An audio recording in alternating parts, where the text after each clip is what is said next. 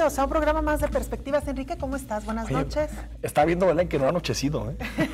Sí, algo nos raro acercamos, ahí. Hay que recordar que el 21 de junio es el día más largo del año, entonces creo que es la primera vez que hacemos Perspectivas y no ha anochecido. ¿Será que es porque ya empezó el temporal de lluvias? Bueno, formalmente no, pero ya cayeron las primeras lluvias. Y bueno, hay que recordar que entre más nos acercamos al 21 de junio, los días son más largos, ¿no? Entonces seguramente tendremos caídas del sol por ahí de las 9 de la noche, 9:30 de la noche, que no son muy agradables, ¿no? Con el clima de esta ciudad. Belén, pues trágico lo que sucedió este fin de semana en Orlando. Ya se ha comentado mucho este tema y creo que casi todos los comentarios van por este lado. Sin embargo, sí hay que decir que es bastante grave lo que está sucediendo a nivel mundial. Esta tendencia al fanatismo de muchísimas personas, ya no son ni siquiera, Belén, personas que llegan a los Estados Unidos o que llegan a Europa y se infiltran y con un discurso radical logran generar algunos seguidores, sino que ya son, y ha pasado en el caso de París, pasó también en otros casos, son personas que nacen en estos países, que son americanos, que son europeos y que aún así utilizan las técnicas más sangrientas y más deplorables para causar pavor en la sociedad, en este caso contra 50 personas que se encontraban en un bar gay, ¿no? Un bar gay de Orlando. Enrique, pensaba también esta mañana, y seguramente tú tendrás quizá más elementos, que aquí confluyen dos fenómenos, básicamente, el fenómeno del terrorismo, ISIS atribuyéndose este atentado con un seguidor de esta organización criminal, pero por otro lado también la homofobia, el crimen por odio y homofobia, que también pues las autoridades han dicho sí tiene que ver también con esta parte, ¿no? En el sentido de que han investigado un poco la historia de este joven, qué era lo que pensaba, qué era lo que decía, y que por ahí también pudiera tener Ahora, Belén, lo que no vamos a descubrir hoy es que los fanáticos musulmanes, que hay que hacer la diferencia, le tienen odio a los homosexuales. O sea, eso no lo vamos a descubrir hoy, ni lo vamos a descubrir por los 50 asesinatos que hubo en Orlando. Es decir, estos hombres, estos radicales, estos fanáticos odian todo, odian a la mujer y su papel en la sociedad, odian a la democracia, odian a las libertades, odian a los homosexuales y odian cualquier tipo de relación que sea distinta a la que ellos entablan en sociedades. Hago la diferenciación porque se suele meter a los musulmanes en el mismo cajón. No, claro que no. Como en todos lados, y también pasa con los cristianos radicales, que tal vez no llegan a matar, pero también siguen sin aceptar la homosexualidad y lo ven como una aberración. A lo que me refiero es que yo no haría una diferenciación entre lo que llega a suceder contra personas que piensan distinto a ti y que terminan siendo atacadas, a personas que son atacadas por sus preferencias sexuales. Es el mismo odio, es el odio que tienen los fanáticos, sean de donde sean, a la libertad. Claro, y el caso, Enrique, que tuvo una repercusión vergonzosa en Jalisco, con lo que escribió José de Jesús Manso, un funcionario de la Secretaría de Desarrollo e Integración Social, en una cuenta de Facebook de una chica que lamentaba los acontecimientos. Este joven, exfuncionario, dijo, qué pena que no fueron 50, debieron de... Qué bueno, más bien, tremendo. Fueron 50, ojalá hubieran sido 100, ¿no? Es lo que escribió. Evidentemente la reacción a nivel internacional, Enrique, no se hizo esperar, y el gobierno de Jalisco, reaccionando casi de inmediato, un par de horas después, anuncian el cese de este funcionario. Bueno, el funcionario ya está fuera, qué bueno, yo creo que es la decisión que tenía que tomar el gobernador, y qué bueno que las redes sociales nos ayudan, yo diría, Belén, a identificar a estas manzanas podridas que están en los gobiernos. Yo creo que hacer una diferencia entre sociedad y gobierno en este tipo de temas no ayuda. ¿Hay homofóbicos en los gobiernos? Sí. ¿Hay homofóbicos en la sociedad civil? También los hay. Es decir, creo que es una reacción totalmente condenable, pero qué bueno que están las redes sociales para identificarlos, para que se quiten la careta y que por favor no cobren dinero de nuestros impuestos. Lo que más llama la atención es que este funcionario trabajaba precisamente para una dependencia que su misión y su visión es la integración social. ¿No? Es tremendo. Yo creo que la reacción del gobierno bien, sin matices, sin ambigüedades, adiós. Sin embargo, sí creo que es fundamental que los gobiernos tengan controles, mecanismos y supervisiones constantes para poderse percatar de si tienen homofóbicos adentro, gente intolerante, gente que agrede, gente que discrimina. Son controles que los tienes que hacer prácticamente año a año, ¿no? Para saber o sea, como tú dices, una secretaría totalmente vinculada a este tipo de temas. Pero ¿qué pasa, por ejemplo, si sucede, por decir algo, en el Instituto Jalisciense de las Mujeres, que hay una mujer con una idea de la mujer totalmente trasnochada? Claro. Es decir, ¿cómo te vas a enterar? No solamente si tuitea o si pone una publicación en Facebook, sino si haces revisiones y te das cuenta de sus verdaderas ideas, ¿no? Y Enrique, nada más para cerrar el tema, 3 mexicanos muertos en este ataque, uno de ellos herido. Y pues las investigaciones que continúan. Mencionar también que sacamos a colación el tema de Jalisco porque no es menor el hecho de que en esta sociedad emerjan este tipo de comentarios. En los últimos 13 años, según la organización Códice, murieron 155 personas tan solo en Jalisco por crímenes de odio y homofobia. Sí, es que una cosa es los asesinatos que son muy claros en este caso, como lo que sucedió en Orlando, o actuaciones de funcionarios públicos, pero la violencia contra los homosexuales, la violencia contra quien tiene una preferencia distinta, es una violencia cotidiana, es una violencia que tiene que ver con el lenguaje, es una violencia que tiene que ver con no aceptar o estar en contra de que tengan ciertos derechos o igualdad ante la ley. Es decir, es una violencia cotidiana, es una violencia estructural que creo que empieza a visibilizarse por parte de muchas personas, ¿no? Así es. El tema no lo dejamos. El próximo miércoles estaremos hablando con un experto, un especialista en el tema y ya tendremos oportunidad de ampliar esta información. Y otro tema que surgió en la semana, Belén, es Ciudad Creativa Digital. Ciudad Creativa Digital cambió de director, cambió de guía, de cabeza del proyecto. Se va de la Ciudad Creativa Digital, se va Mauricio Navarro Garate, que lo traía el proyecto prácticamente desde que Aristóteles Sandoval era alcalde de Guadalajara.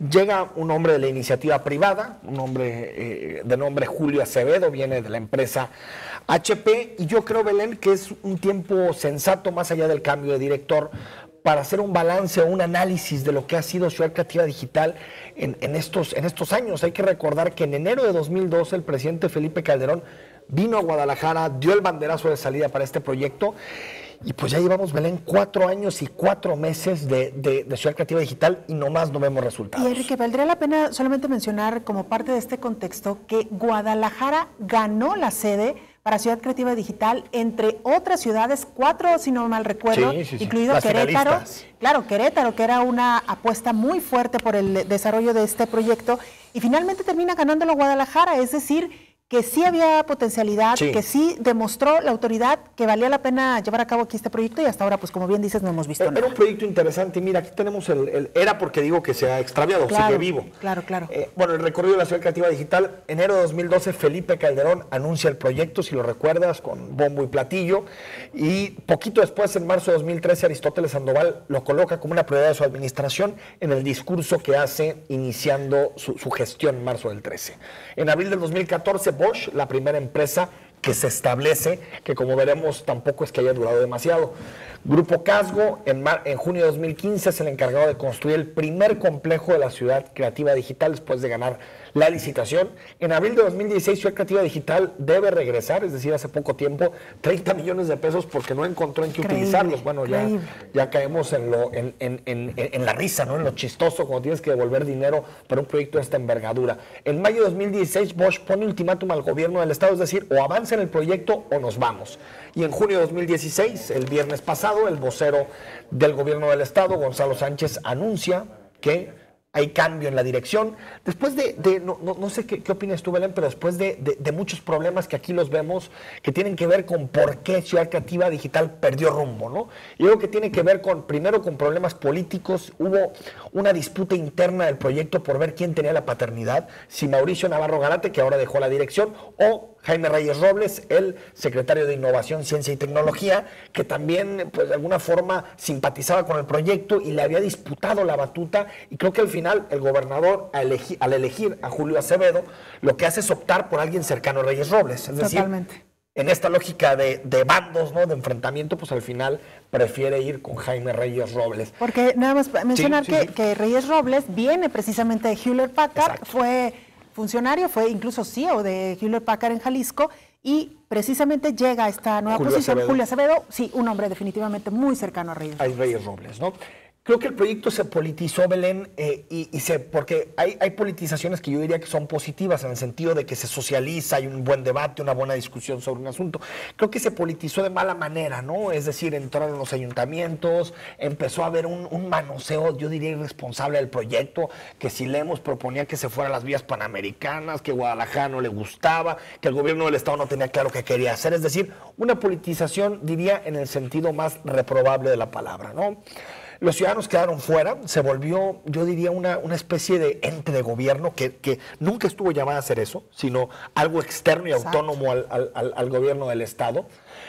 Creo que la comunicación del proyecto ha sido no mala, lo que le sigue, ¿no? Ha sido pésima la comunicación del proyecto al nivel que prácticamente todo lo que se ha hecho ha tenido sus asegúnes, ¿no? Desde que cómo se hizo la licitación, con muchas sospechas por la fecha, porque se eligió un proyecto de determinadas características, después se bajó la empresa que había ganado y tuvo que quedar otra empresa que cobraba más caro.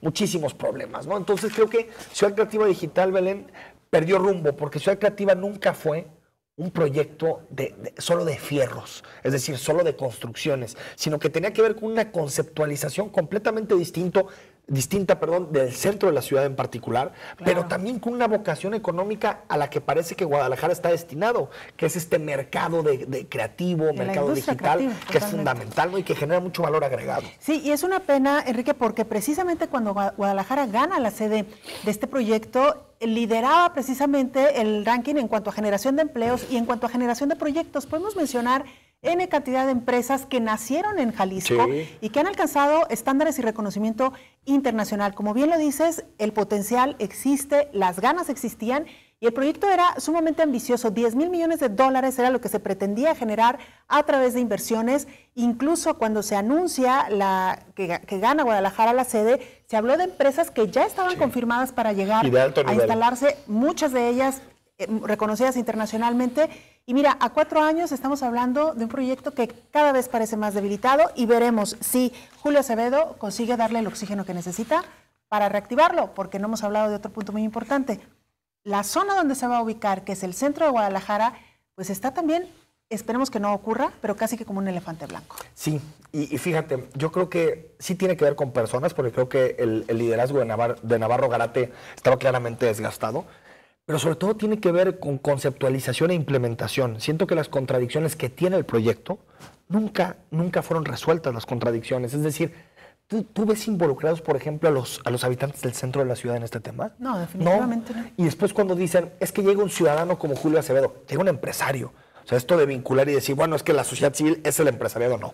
Es decir, creo que es momento de involucrar otra vez a los ciudadanos, involucrar de nuevo a las universidades, a distintos sectores y sobre todo clarificar qué es Ciudad Creativa Digital, que la gente lo entienda. Exacto. Más allá de un bonito eslogan y de que somos como Los Ángeles, ¿no? Es decir, que somos el Hollywood mexicano. El Hollywood mexicano. Más allá de eso y de eslogans, en términos prácticos, ¿por qué proyecto se apostará a partir de ahora? Así es, Enrique. Vámonos a nuestra primera pausa, regresamos con más información.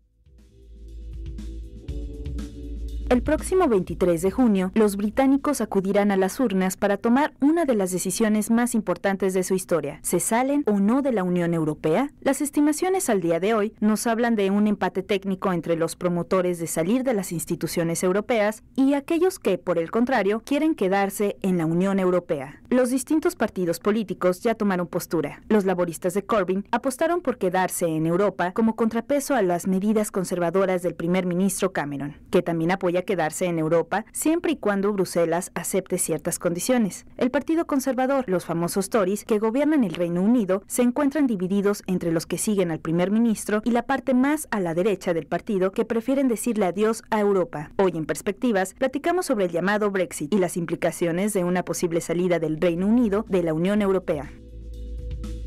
Carlos Ramírez, buenas noches, gracias por estar aquí. Un placer, Enrique, un placer, Belén, estar aquí con tu público y con ustedes, por supuesto. Especialista en política internacional, especialista en economía, Carlos Ramírez, y bueno, gente de casa, gracias por estar aquí con nosotros. No, un placer. Carlos, preguntarte, ¿qué tan probable es que los ingleses, los británicos más bien, voten porque Inglaterra, porque el Reino Unido salga de las instituciones europeas? Si le crees al nerviosismo de los burócratas en Bruselas de la Unión Europea, es altamente probable.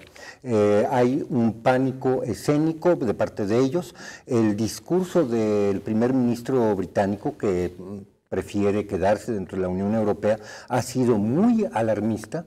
Ha estado amenazando a la población con catástrofes económicas diversas. Entonces tú detectas por el tono de voz de los adversarios a la salida de Gran Bretaña que los momios están bastante cerrados. Ahora bien, si me preguntas mi opinión al respecto, yo me voy con lo que dicen las casas de apuesta. Y hasta este momento las casas de apuesta en Gran Bretaña dicen por poco margen que se queda. Por poco margen todavía. Por poco la margen. gente que le mete lana todavía está apostando a que se queda. Más gente apuesta a que se va, pero más dinero apuesta a que se queda. Mira. Fíjate bien qué interesante diferencia. Ahora bien, pueden cambiar mucho las cosas en 10 días. Muchísimo. ¿Por qué? Porque tenemos, por un lado, eventos tan lamentables como los de Orlando, que van a matizar las opiniones. Segundo, el gobierno británico ha estado en una campaña intensísima de reclutamiento de nuevos votantes. Tradicionalmente en Gran Bretaña hay, como casi en cualquier parte, la división de que los jóvenes votan menos que los mayores. Y los jóvenes son, en términos generales, más propensos a votar que se queden dentro de la Unión Europea. Entonces ha habido una enorme campaña para reclutar nuevos votantes. ¿Qué tan efectiva va a ser esta campaña? ¿Qué tan efectiva va a ser la otra campaña, la famosa campaña del miedo? En cuanto al anuncio del apocalipsis económico, si Gran Bretaña sale, bueno, eso está en curso. Hasta donde vamos, la campaña del miedo de James Cameron ha sido bastante desafortunada. Conforme él le fue subiendo el tono al discurso, los momios se fueron emparejando. Claro. Ahora, Carlos Ramírez, ¿cuál es el trasfondo de este asunto? ¿Por qué Reino Unido está debatiendo hoy si se queda o no en la Unión Europea? Mira, hay 3 temas centrales que preocupan a los británicos, que además son temas que preocupan a la población europea en general. El principal, el que está en primer plano, es el tema migratorio. La Unión Europea tiene reglas que abarcan a todos los miembros de la Unión Europea respecto a cómo tratar al flujo migrante. Si entra un migrante por Grecia, en el momento en que es admitido por Grecia, es un supuesto dado que ya tiene acceso a la totalidad de Europa. Gran Bretaña ve el flujo migratorio de África y de Medio Oriente hacia Grecia como una amenaza a el equilibrio demográfico que tiene actualmente. Nótese, para Gran Bretaña el tema religioso no es tan importante. Gran Bretaña... Un alcalde musulmán en Londres, ¿no? Es un mensaje clarísimo de que no hay tantos problemas. No, por una razón muy sencilla, porque Gran Bretaña ha estado integrando a gente del mundo musulmán pues desde los 70s. Y ha sido una asimilación, una integración bastante pacífica, bastante exitosa. Yo diría que la más exitosa en Europa. Pero sí hay un problema de números. Con el flujo migratorio a Grecia, que actualmente anda en los 150,000 mensuales, Gran Bretaña saca cálculos de que tendrían que recibir 500,000 de migrantes este año. 500,000 de refugiados, sobre todo, sirios. No, entre migrantes y refugiados. Entre migrantes y refugiados. Okay. Y los sirios son una proporción menor a estas alturas. Estamos hablando de nigerianos, Mali, sudaneses, o sea, es un gran arco migratorio que también incluye Afganistán, Pakistán. Entonces, el problema para Gran Bretaña es presupuestal. Este flujo migratorio obviamente está tronando los sistemas de salud, está tronando los sistemas de seguridad habitacional. Y para un país que tiene inviernos como los que tiene Gran Bretaña, también está tronando los sistemas de seguridad energética. Esto es, el dinero que es suplemento para que tú no te mueras de frío en tu casa en el invierno. Entonces, para Gran Bretaña ese es un tema, son demasiados. y no tienen control de la frontera mientras permanecen en la Unión Europea. El segundo tema importantísimo es el de la soberanía. Hay una corriente nacionalista muy importante que ha ido adquiriendo cada vez mayor prominencia, sobre todo... UKIP, ¿no? El partido UKIP. Nigel Farage, que como ministro de la Unión Europea ha tenido una campaña continua de 14 años para salirse de la Unión Europea y ha sido votado en varias ocasiones para permanecer dentro de la Unión Europea. Es un clavo en el zapato de todos los burócratas de Bruselas y él es básicamente la voz más activa para la salida de Gran Bretaña de la Unión Europea. ¿Y cuál es el argumento fundamental? En Gran Bretaña la voz suprema tiene que ser la del Parlamento. Si aceleramos la integración hacia el proyecto europeo, el Parlamento británico deja de tener importancia. Ese es el primero. Segundo, el Consejo Europeo es un consejo profundamente antidemocrático,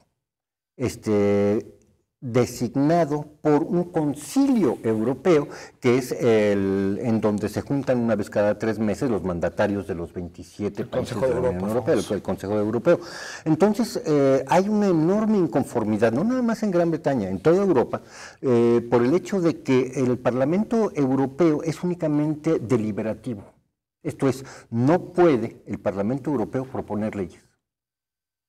Simplemente puede tener funciones de vigilancia y de sobreseimiento, pero no propone legislación. Entonces, este tipo de críticas ha ido subiendo de tono conforme transcurrió el año 2015 y ahora el 16, cuando Angela Merkel dice, bienvenidos todos los refugiados, asumiendo ella la capacidad de dirigente única. La Europa alemana, ¿no? Famoso. La Europa alemana, en donde Alemania dice, bienvenidos todos, y además yo decido cómo voy a distribuir a estos migrantes en toda Europa.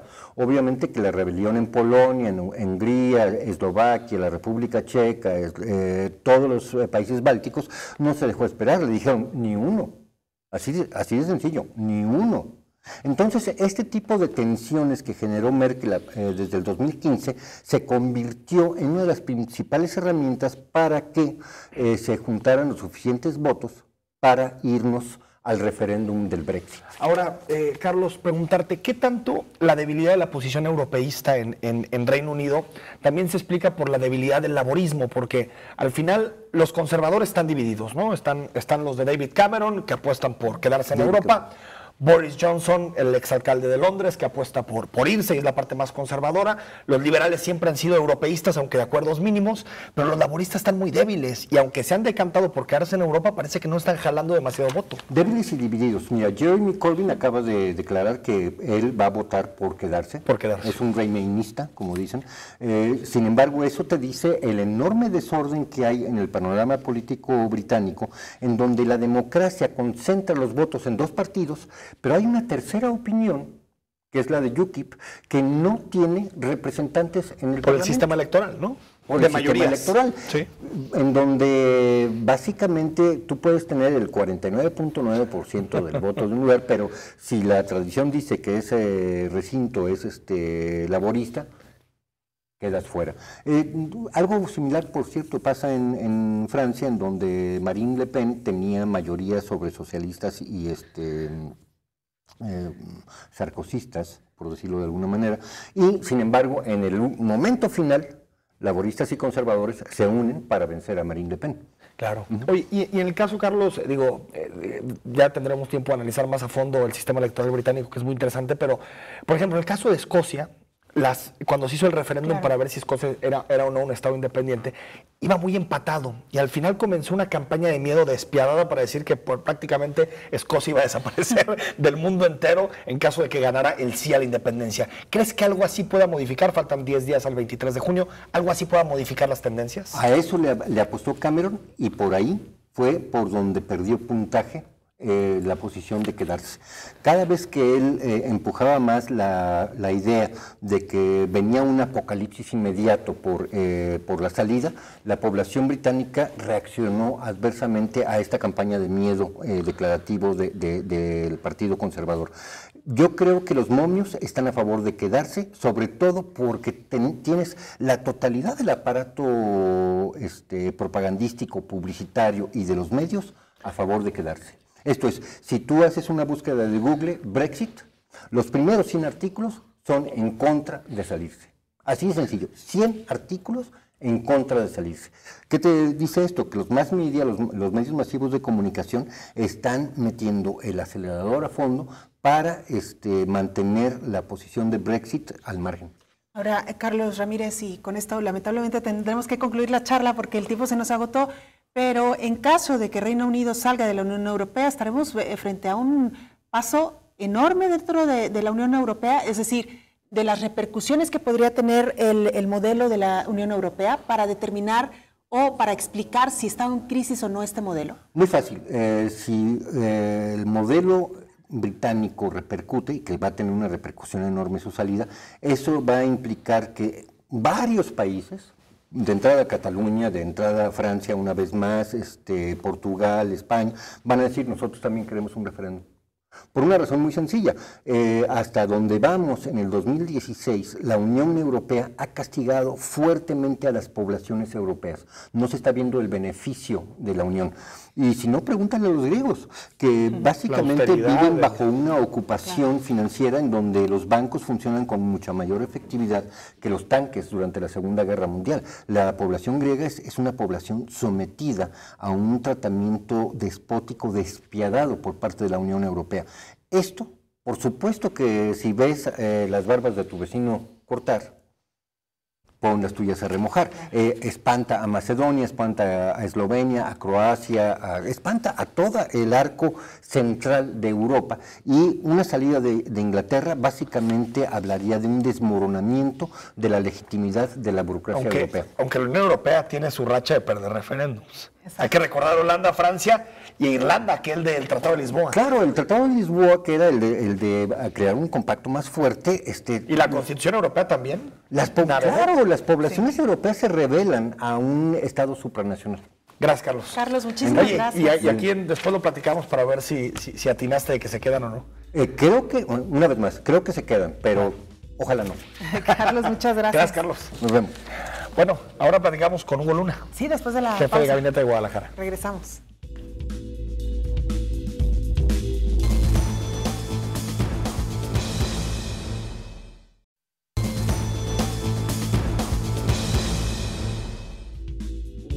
Antes de saludar a Hugo Luna, nos mandan un mensaje sobre Ciudad Creativa Digital. Nos dice Álvaro Ortega, falta dejar de lado la mentalidad burocrática del mexicano y ponernos a tomar una conciencia científica de este proyecto tan importante para Jalisco y para México.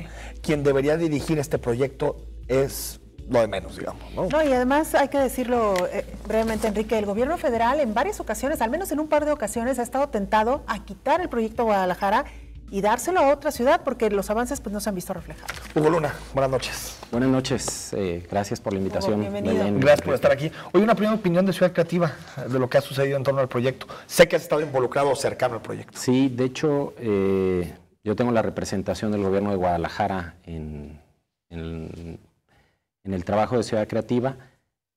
Yo quisiera mirar para adelante y te diría, a partir de ahora me reintegro a la mesa de trabajo de Ciudad Creativa porque creo que ahora sí tenemos un horizonte para salir adelante. El nombramiento de Julio Acevedo, el exdirector de Hewlett Packard, es una excelente noticia.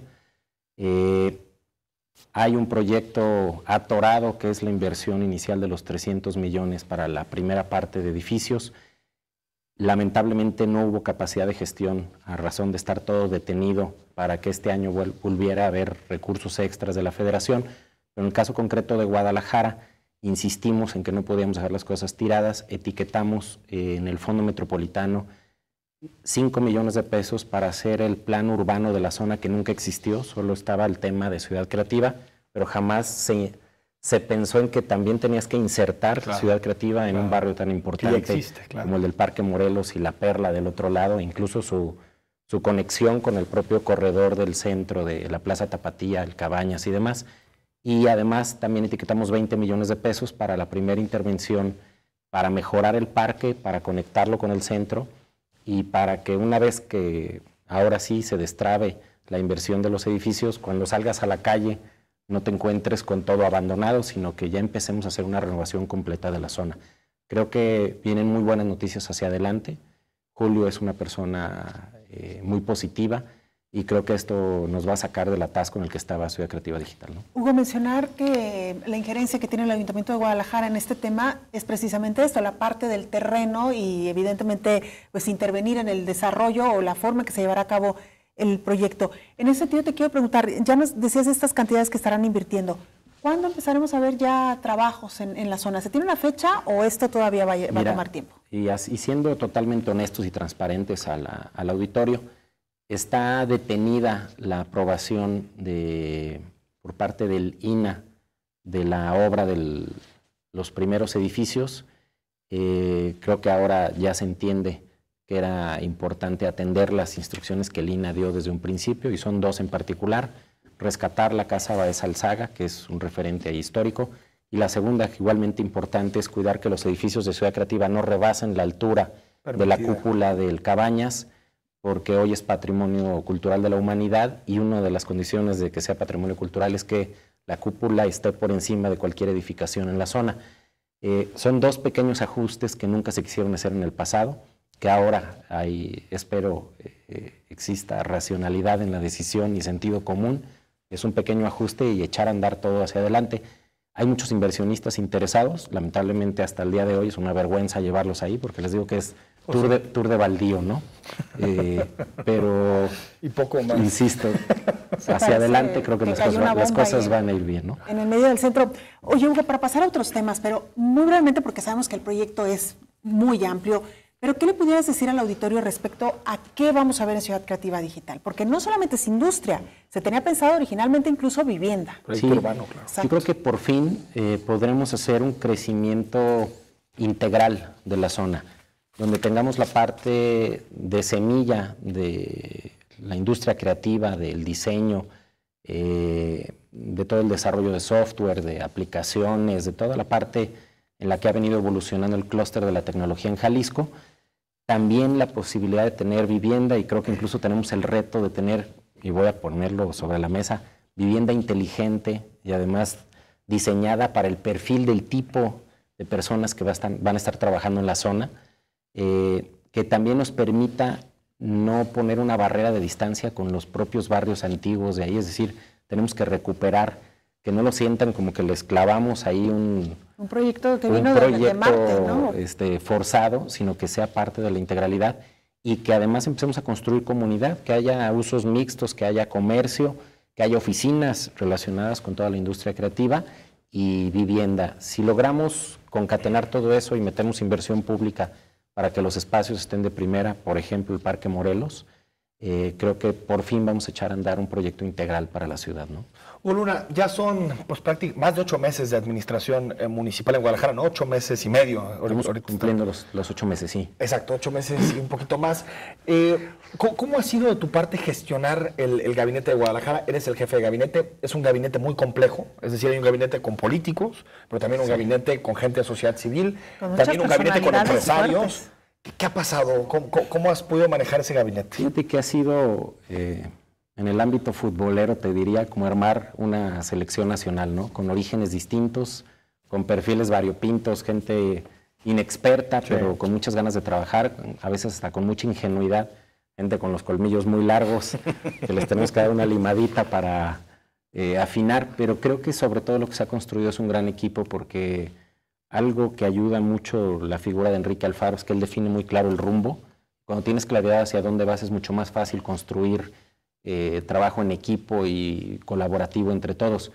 Creo que ya estamos asentados, ya todo el mundo entendió, pasó su proceso de adaptación, tanto los que traían experiencia, que se están enfrentando con una nueva forma de trabajo, como los que nunca habían estado en la administración pública.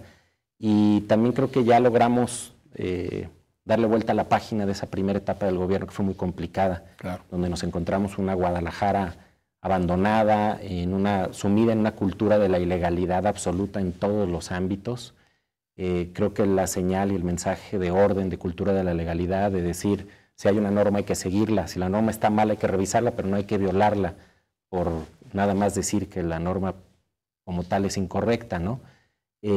También nos ha permitido, creo, sensibilizarnos mucho de las urgencias de Guadalajara y meternos a atenderlas sin perder de vista el horizonte a largo plazo, ¿no? Oye, Hugo, pues al principio de cualquier proyecto, de cualquier administración, de cualquier trabajo, incluso que nosotros lo hemos tenido por primera vez, se cometen errores y también pues se rectifica. De todos estos meses que han pasado, ¿cuál consideras tú que ha sido como el golpe de timón más fuerte que ha tenido que dar la administración? Híjole, quizá, y luego no se percibe, es hacer entender a todos del sentido de urgencia, de que yo no soy de la idea de que 3 años es poco tiempo, con un mal gobierno 3 años es mucho tiempo. Yo soy de la idea de que podemos dar resultados muy rápido, pero nos ha costado a todos trabajo entenderlo y tener la capacidad de responder más rápido. Creo que la ciudadanía espera mucho más de nosotros. Creo que muchas cosas vienen hacia adelante en positivo. Dirías, se están cocinando y están por salir del horno. A veces por mucho que lo expliquemos no se percibe, se va a entender pronto, pero también lo más difícil ha sido como el latigazo de que todos entendamos que urge dar resultados y que no nos detengamos en perder el tiempo en ciertas cosas y nos concentremos específicamente en ejecutar, ¿no? Claro. ¿Crees que se ha abusado, Hugo, de echarle la culpa a los de atrás en estos primeros meses? No, porque sí tenías que poner sobre la mesa dónde estabas parado. Si no tienes un punto de partida, no puedes dar el paso. Y te voy a poner un ejemplo, así muy puntual. Guadalajara, en la administración anterior, hizo un contrato para renovar el 50% de las luminarias de la ciudad, 40,000 luminarias. Y lo digo, conozco, me he metido muchísimo en el tema, las luminarias son de primera, son de perfecta calidad. Nada más que nos entregaron un gobierno con un contrato licitado y adjudicado, pero atorado en juicios legales porque la forma en la que se hizo la licitación colapsó con varios de los competidores. Entonces, todo atorado. Lo logramos destrabar, logramos ganar los juicios y que se liberaran. Incluso logramos algo que era positivo. Cuando se licitó tenía un tipo de cambio de 13, 14 pesos y la empresa que había ganado les dijimos, oye, respétame o echamos todo para atrás o me respetas el tipo de cambio. Y lo respetaron, ahí tuvieron como de 13 a 17, quién sabe cuánta utilidad traían de por medio, pero aceptaron esa situación, le echaron ganas, se metieron a trabajar y, oh sorpresa, todos los circuitos de Guadalajara, es decir, toda la red eléctrica para alimentar estas lámparas, no estaban contemplados en el proyecto. Entonces estás poniendo un foco nuevo, imagínate en tu casa, y toda la red eléctrica tiene 30 años. Que cuesta 10 veces. Fallando, ¿no? Que te puede tronar en cualquier momento. Entonces, el foco. Lo más frustrante, incluso con la ciudadanía, es que pones un foco nuevo y a las 2 semanas se apaga, ¿no? Y entonces la ciudadanía te dice, es una burla esto, ¿cómo pones un foco nuevo? ¿Sí? Nomás que sí teníamos que decir que quien hizo la licitación, pues realmente hizo una tontería. No entendió que la renovación implicaba asegurar que la red funcionara. Entonces ahora lo que estamos haciendo es renovando toda la parte de la red para que estas lámparas funcionen, ¿no? Vamos al corte, sigamos platicando con Hugo Luna.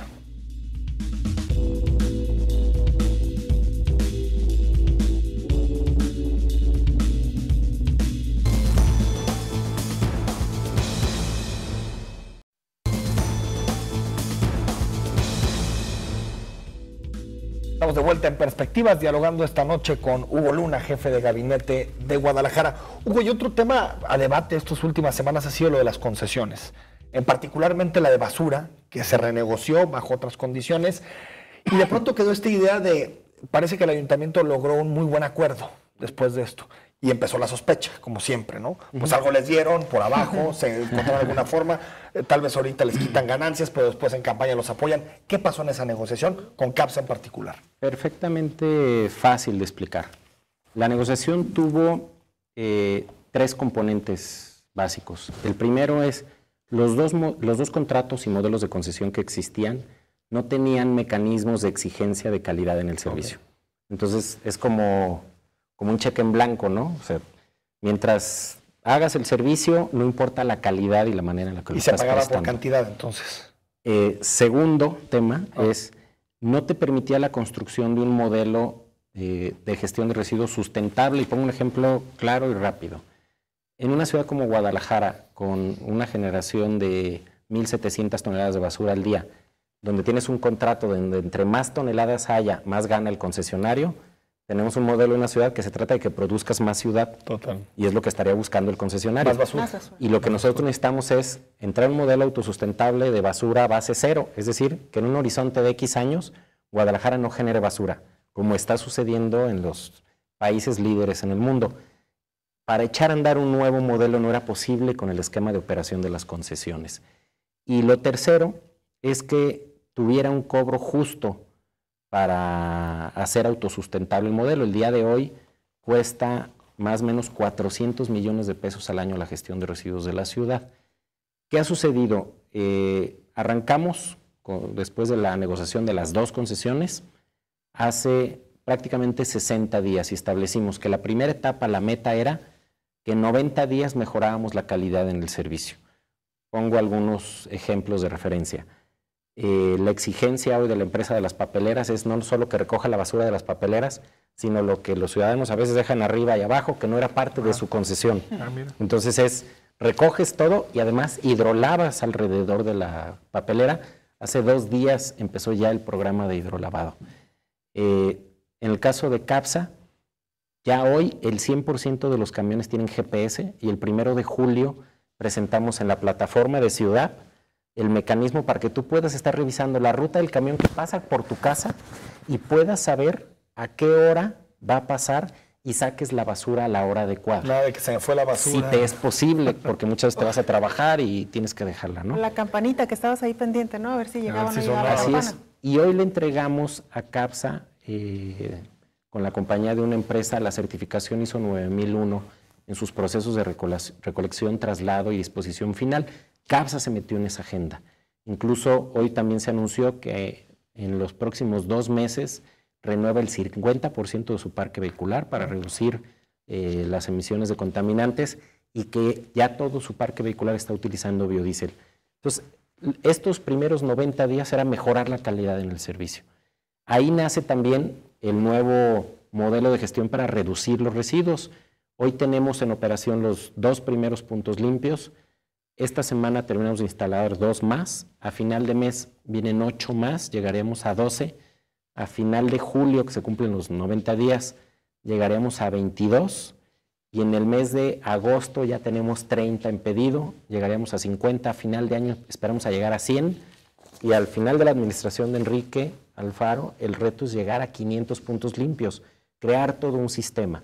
Cada que caiga una botella de PET, de aluminio o papel en esos puntos limpios, deja de ser basura y se convierte en materia prima para algo. Y ese es el modelo de ir reduciendo la cantidad de basura. Y en términos de números, en estos primeros octubre, noviembre, diciembre, enero, febrero, marzo, abril y mayo, los primeros 8 meses, llevamos un ahorro de 23 millones de pesos en el costo de la gestión de la basura. En ese periodo de tiempo significa prácticamente el 11% de reducción del costo. Entonces no solo es un modelo responsable con el medio ambiente, mejoramos la calidad, sino que además empezamos a liberar recursos para utilizar en otras prioridades que pueda tener el gobierno de Guadalajara. Oye, Hugo, ¿cómo avanza el proyecto para la instalación de estos grandes contenedores donde la gente ya ni siquiera tenga que esperar el camión recolector, sino que deposite la basura en los grandes contenedores? Sí, son esos puntos limpios de los que estaba hablando y esos te van a llevar a una situación de que tengas tú una disposición las 24 horas del día para aventar tus residuos y entender también que el hecho de depositarlos ahí estás ayudando al medio ambiente. A la separación de los residuos. Y hablando de otras concesiones, Hugo, está siempre abierto el debate de Metrometers, la de los parquímetros. Hasta donde tengo entendido están en revisión de esa concesión. ¿Qué han encontrado y si realmente esta empresa que parece que a todos nos defrauda porque nos multa por todos lados, si en realidad está reportando cuentas claras? Mira, estamos en la última etapa de tratar de resolver ese tema.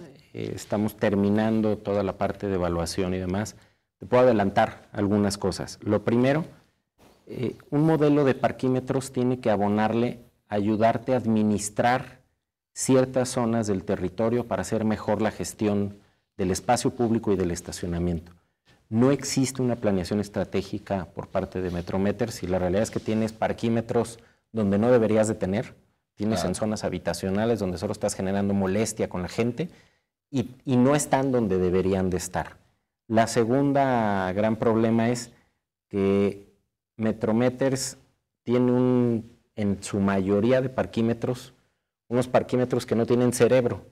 Literalmente es una alcancía como el puerquito al que le echamos monedas y vives a expensas de que ellos dicen que recogen la cantidad que recogen, pero no hay un ticket de reporte que te diga que lo que se está recogiendo monitorear eso es lo real. Es como ir a una taquería, pedir tacos y al final pagar los que quisiste pagar, ¿no? Buen ejemplo. Y comerte todos los demás. Entonces, yo principalmente lo que te diría, más allá de hacer una denuncia de si la empresa ha defraudado o no al gobierno y a la ciudad, yo creo que no es funcional el modelo en el que trabaja. Estamos en la última etapa de pláticas con ellos porque no es sostenible algo que ni te ayuda a poner orden en materia de estructura urbana, pero además tampoco te da transparencia y claridad en el ingreso de los recursos. Ya no quiero hablar de todos los vicios que se han creado con bienes que están coludidos con los propios operadores de los parquímetros.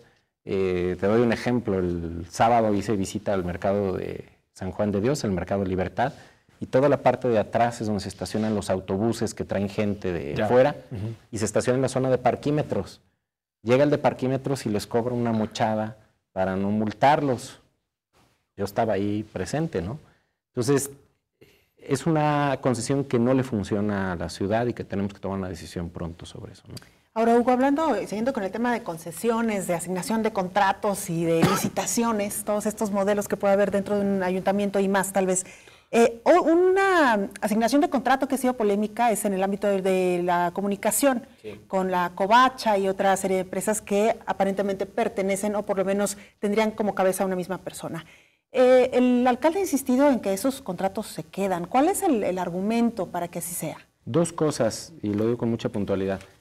Ese aparentemente es de una persona y todas son construcciones que han hecho dos vías, ¿no? Una tiene que ver con los políticos de enfrente que están tratando de generar confusión e inventar cosas de fraudes y demás. Están en su guerra política en vez de estar construyendo. Y la segunda parte tiene que ver con muchos medios de comunicación que en el pasado las administraciones les daban lana para que en sus periodiquitos que hablaban de política no los golpearan y que el día de hoy están molestos porque nosotros les dijimos que la evaluación de la inversión en comunicación del gobierno iba a ser en base al alcance que tiene el medio de comunicación, a la penetración que tiene, digamos, a la audiencia que tiene y también a los temas que estamos nosotros comunicando, es decir, un ejercicio absolutamente matemático.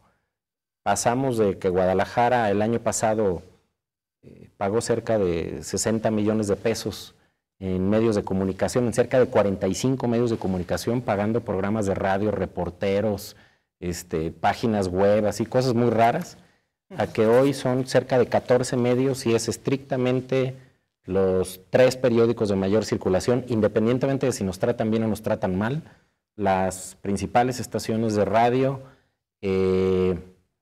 estrictamente los 2 o 3 o 4 canales de televisión que tienen penetración en el área comercial. El caso de ustedes es distinto porque no es público y no venden publicidad.